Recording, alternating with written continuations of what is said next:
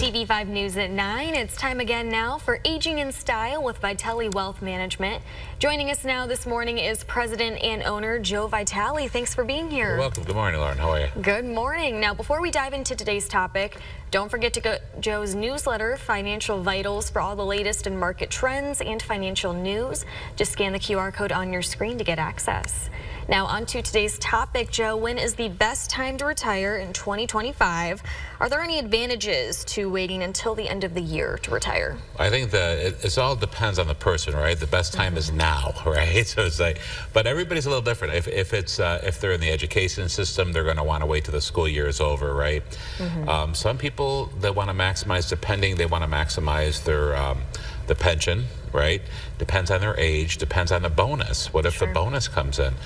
So usually a lot of people do wait till the end of the year or the 1st of January, so when they're eligible. Also, there's part of when their employer contributions kick in. So we got to look at the whole package. So everyone's a little bit different, but then there's a lot of different pieces of the component, but yeah. And that leads into my next question. How can we make sure we maximize our employer benefits that set us up for retirement? You have to look at the vesting schedule, right? So everybody has their own vesting. If you've been there for a long time, then you're fully vested in there. But you want to see when they make that contribution, usually by the end of the first quarter. But again, it all depends. So we're also looking at the pensions. Pensions play a big role in that as well if there's still a pension. So we look at when they're eligible for that. A lot of our clients will find once they're eligible, when they hit that date, they're pulling the trigger at that point. All right.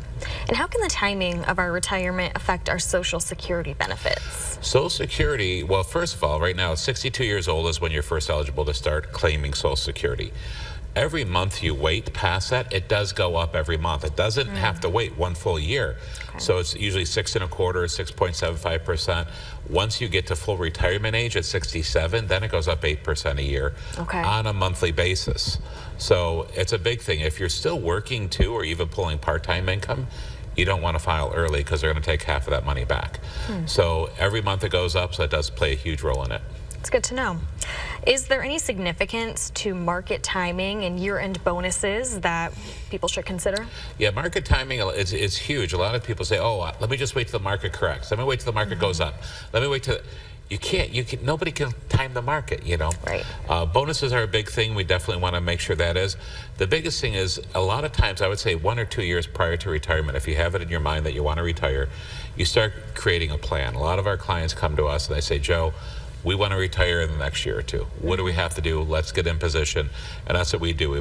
We formulate an income plan. We look at all the different, we look at the Social Security, if there is a pension, making sure there's predictable income. We formulate the plan, and then when they're ready, we pull the trigger on it. And when it comes to health care and insurance, should these things be squared away before we get to retirement? Yeah, absolutely. Yeah, health care seems like a yes. Health care is a big one, especially, and because if they're 65 or older, then the Medicare, not a big deal. But pre-65, if the employer doesn't offer health insurance, now they're on COBRA or they got a private pay. That's a big expense. So you want to make sure that's taken into effect. Yeah, for sure. That's into account. There are some strategies too that that help. That if their income is of a certain, if it's lower than a certain amount, we can get the affordable care. Where a lot of times people have a good amount of savings, but we keep their income under that $50,000, so they're able to qualify for all the subsidies. Good to know.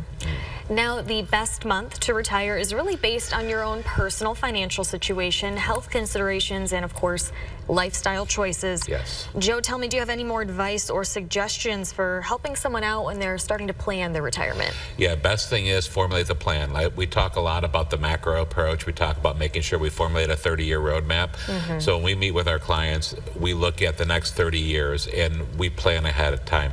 I've told people, I know you want to retire now, but don't.